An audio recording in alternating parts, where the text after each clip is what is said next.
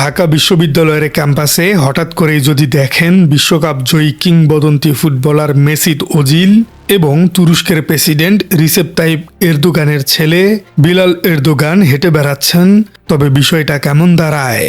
অবিশ্বাস্য মনে হলেও ঠিক এমনই এক হাই প্রোফাইল কিন্তু অত্যন্ত নিভৃত সফর ঘটে গেল খোদ ঢাকা বিশ্ববিদ্যালয়ে। কোনো বিশাল রাষ্ট্রীয় প্রোটোকল নেই, রাস্তায় কোনো ট্রাফিক জ্যাম নেই, এমনকি মেইন স্ট্রিম মিডিয়ার ক্যামেরাও এখানে ছিল না। অনেকটা নীরবেই তারা এলেন ঢাকা বিশ্ববিদ্যালয়ের সেন্ট্রাল বা মেডিকেল সেন্টারের সংস্কার কাজের উদ্বোধন করার জন্য। আর এই পুরো আন্তর্জাতিক মাপের ইভেন্টটি যিনি পর্দার আড়াল থেকে সফলভাবে সম্পূর্ণ করেছেন তিনি হলেন ঢাকা বিশ্ববিদ্যালয়ের বর্তমান ভিপি সাদিক কায়েম। আন্তর্জাতিক সম্পর্ক বিশ্লেষক এবং ক্যাম্পাস পর্যবেক্ষকরা এই ঘটনাটিকে কেবল একটি সংস্কার কাজের উদ্বোধনের মধ্যে সীমাবদ্ধ রাখছেন না, তারা এটিকে ছাত্র নেতৃত্বের একটি বড় মাপের ডিপ্লোম্যাটিক সাকসেস বা কূটনৈতিক সফলতা হিসেবে দেখছেন। আজকের পর্বে আমরা বিশ্লেষণ করব কেন এত বড় মাপের একটি সফরকে সিক্রেট বা গোপন রাখা হলো এবং এর পিছনে ভিপি সাদিক কায়েমের কৌশলগত উদ্দেশ্য কি ছিল। সাধারণত দেখা যায় বিদেশি কোনো হাই প্রোফাইল অতিথি বা সেলিব্রিটি দেশে এলে সরকারের মন্ত্রী এমপিদের ছবি তোলার হিড়িক পড়ে যায়। রাষ্ট্রীয় প্রোটোকলের চাপে অনেক সময় আসল কাজের চেয়ে শো অফ বা লোক দেখানো বিষয়টি বেশি প্রাধান্য পায়। কিন্তু মেসুত ওজিল এবং বিলাল এরদোগানের এই সফরের ক্ষেত্রে ঘটল ঠিক তার উল্টো ঘটনা। ক্যাম্পাস সূত্র এবং কূটনৈতিক বিশ্লেষকরা মনে করছেন এই সফরটিকে ইচ্ছে করেই লো প্রোফাইল বা অনেকটা গোপন রাখা হয়েছিল। এর পেছনে দুটি বড় কারণ থাকতে পারে। প্রথমত, কাজের পরিবেশ। তুরস্কের কোঅপারেশন অ্যান্ড কোঅর্ডিনেশন এজেন্সি বা টিকা এর অর্থায়নে ঢাকা বিশ্ববিদ্যালয়ের সেন্ট্রাল হাসপাতালের যে সংস্কার কাজ হতে যাচ্ছে সেটি শিক্ষার্থীদের দীর্ঘদিনের একটি দাবি ছিল। ভিপি সাদিক কায়েম হয়তো চেয়েছেন মেসুত ওজিল বা বিলাল এরদোগানের মতো অতিথিরা যেন কোনো ধরনের রাজনৈতিক বা প্রোটোকলজনিত ভিড়ের মধ্যে অস্বস্তিতে না পড়েন, তারা যেন সরাসরি শিক্ষার্থীদের সাথে একদম স্বাভাবিক পরিবেশে মিশতে পারেন। দ্বিতীয় কারণটি অত্যন্ত স্ট্র্যাটেজিক। বিশ্লেষকদের মতে বর্তমান ক্ষমতাসীন সরকার হয়তো এমন হাই প্রোফাইল অতিথিদের উপস্থিতিকে নিজেদের রাজনৈতিক মাইলেজ বা পাবলিক রিলেশনের কাজে ব্যবহার করার চেষ্টা করত। কিন্তু সাদিক কায়েম অত্যন্ত সুকৌশলে পুরো বিষয়টিকে সম্পূর্ণ একাডেমিক এবং স্টুডেন্ট সেন্ট্রিক রেখেছেন।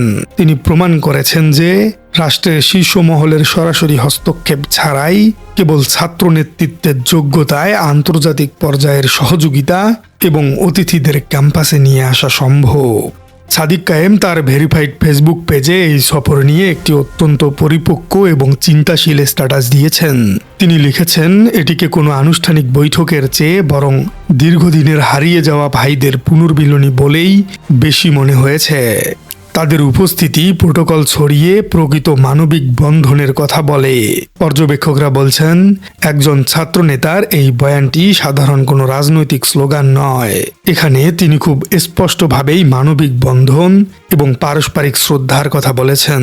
অতিরঞ্জিত কোনো কৃতিত্ব নেওয়ার চেষ্টা করেননি তিনি পুরো বিষয়টিকে বাংলাদেশ এবং তুরস্কের ভ্রাতৃত্ববোধের ফ্রেমে আটকে দিতে চেয়েছেন। মেসুত ওজিলের মতো একজন গ্লোবাল আইকন যিনি সারা বিশ্বে মুসলিমদের অধিকার এবং মানবিক ইস্যুতে সবসময় সোচ্চার, তার এই উপস্থিতি ঢাকা বিশ্ববিদ্যালয়ের সাধারণ শিক্ষার্থীদের জন্য একটি বড় অনুপ্রেরণা হিসেবে কাজ করবে বলে মনে করছেন শিক্ষাবিদরাও। তবে এই সফরের পেছনে লুকিয়ে আছে আরও একটি গভীর রাজনৈতিক এবং আন্তর্জাতিক সমীকরণ, যা সাদিক কায়েম তার স্ট্যাটাসে খুব সূক্ষ্মভাবে তুলে ধরেছেন। খিলাফত আন্দোলন থেকে শুরু করে আজকের তরুণ প্রজন্মের নতুন অধ্যায়, সবকিছুই তিনি এক সুতোয় গেঁথেছেন। সাদিক কায়েম তার পোস্টে খুব স্পষ্টভাবে একটি ঐতিহাসিক রেফারেন্স টেনেছেন। তিনি বলেছেন, বাংলা ও তুরস্কের মধ্যকার এই বন্ধন নতুন নয়। খিলাফত আন্দোলনের সময় ব্রিটিশ শাসনাধীন বাঙালিরা অটোমান বিশ্বের সাথে একাত্মতা প্রকাশ করেছিল। আন্তর্জাতিক সম্পর্ক বিশ্লেষকরা বলছেন, একজন ছাত্রনেতার মুখ থেকে এমন একটি বয়ান সাধারণ কোনো বিষয় নয়। এটি প্রমাণ করে যে বর্তমান তরুণ নেতৃত্ব কেবল আবেগ দিয়ে নয়, বরং ইতিহাসের শেকড় এবং জিওপলিটিক্স বা ভূ রাজনীতি সম্পর্কেও যথেষ্ট সচেতন। তারা তুরস্কের সাথে সম্পর্কটাকে কেবল দাতা গ্রহীতার জায়গায় না রেখে শত বছরের পুরনো একটি সাংস্কৃতিক ও ঐতিহাসিক ভিত্তির উপর ধার করাতে চাইছে। বিশ্লেষকদের মতে এটি একটি অত্যন্ত পরিণত এবং ম্যাচিউর ডিপ্লোম্যাটিক মুভ। অন্যদিকে তুরস্কের আন্তর্জাতিক দাতা সংস্থা টিকা এবং মেসুত ওজিলের মতো ব্যক্তিত্বের উপস্থিতি এই সংস্কার কাজটিকে অন্য মাত্রায় নিয়ে গেছে। ঢাকা বিশ্ববিদ্যালয়ের সেন্ট্রাল হাসপাতালের বেহাল দশা এবং চিকিৎসা সংকট নিয়ে সাধারণ শিক্ষার্থীদের ক্ষোভ ছিল দীর্ঘদিনের। শিক্ষা বিশেষজ্ঞরা বলছেন ভিপি সাদিক কায়েম এখানে প্রচলিত ছাত্র রাজনীতির ছকের বাইরে গিয়ে কাজ করার চেষ্টা করেছেন। তিনি কেবল দাবি দেওয়া বা স্লোগানের মধ্যে সীমাবদ্ধ না থেকে সরাসরি আন্তর্জাতিক ফান্ড বা তহবিল নিয়ে এসে শিক্ষার্থীদের জন্য দৃশ্যমান একটি কাজ করেছেন। পর্যবেক্ষকরা বলছেন মেসুত ওজিলকে নিয়ে আসার বিষয়টিও ছিল খুব সুচিন্তিত।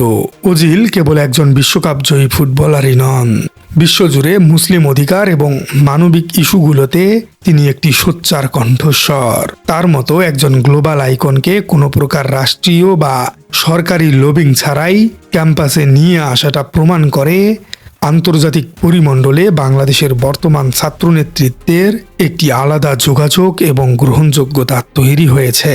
কিন্তু এই পুরো আয়োজনটি এত গোপনীয়তার সাথে কেন করা হলো? অনেকেই মনে করছেন এর পেছনে একটি বড় কৌশলগত কারণ রয়েছে। বর্তমানে যখন প্রথাগত রাজনৈতিক দলগুলো ক্ষমতার হিসেব নিকেশে ব্যস্ত, তখন এই ধরনের একটি হাই প্রোফাইল ইভেন্টকে খুব সহজেই পলিটিসাইজ বা রাজনীতিকরণ করা যেত। সূত্র বলছে যদি আগে থেকে এই সফরের কথা জানাজানি হতো তবে এত সুশৃঙ্খলভাবে এই উদ্বোধনী কাজটি সম্পূর্ণ করা যেত না। এখানে প্রোটোকলের থেকে বেশি গুরুত্ব পেয়েছে দুই দেশের ভ্রাতৃত্ব। সাদিক কায়েম তার পোস্টে আরেকটি গুরুত্বপূর্ণ কথা বলেছেন। তিনি উল্লেখ করেছেন বাংলাদেশের তরুণেরা এক সাহসী নতুন অধ্যায়ের সূচনা করছে। তারা পারস্পরিক শ্রদ্ধার ভিত্তিতে শক্তিশালী আন্তর্জাতিক অংশীদারিত্ব চায়। সমাজবিজ্ঞানীরা বলছেন এই বক্তব্যটির গভীরতা অনেক। এটি আসলে প্রচলিত রাজনৈতিক দলগুলোর প্রতি তরুণ সমাজের একটি সূক্ষ্ম বার্তা।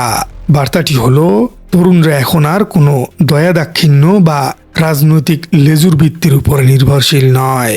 তারা নিজেদের যোগ্যতা এবং উদ্যোগে আন্তর্জাতিক বিশ্বের সাথে সরাসরি পার্টনারশিপ বা অংশীদারিত্ব গড়তে সক্ষম।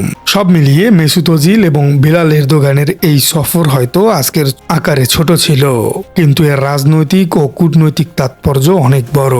এটি প্রমাণ করে যে কৌশলগত জ্ঞান এবং কাজের সদিচ্ছা থাকলে প্রথাগত ক্ষমতার কেন্দ্রবিন্দুতে না থেকেও বড় আন্তর্জাতিক সংযোগ স্থাপন করা সম্ভব। প্রিয় দর্শক, আপনার কি মনে হয় সাদিক কায়েমের এই নীরব কূটনীতি এবং দৃশ্যমান কাজ কি প্রচলিত ছাত্র রাজনীতির নেতিবাচক ধারাকে বদলে দিতে পারবে, নাকি রাজনৈতিক দলগুলো ভবিষ্যতে এই স্বাধীন উদ্যোগের উপর নিজেদের নিয়ন্ত্রণ প্রতিষ্ঠা করার চেষ্টা করবে? কমেন্টে জানিয়ে দিন আপনার মূল্যবান মতামত। আর আপনার রাজনীতি চ্যানেলে নতুন হয়ে থাকলে চ্যানেলটি সাবস্ক্রাইব করার অনুরোধ থাকলো। দেখা হচ্ছে পরবর্তী কোনো ভিডিওতে।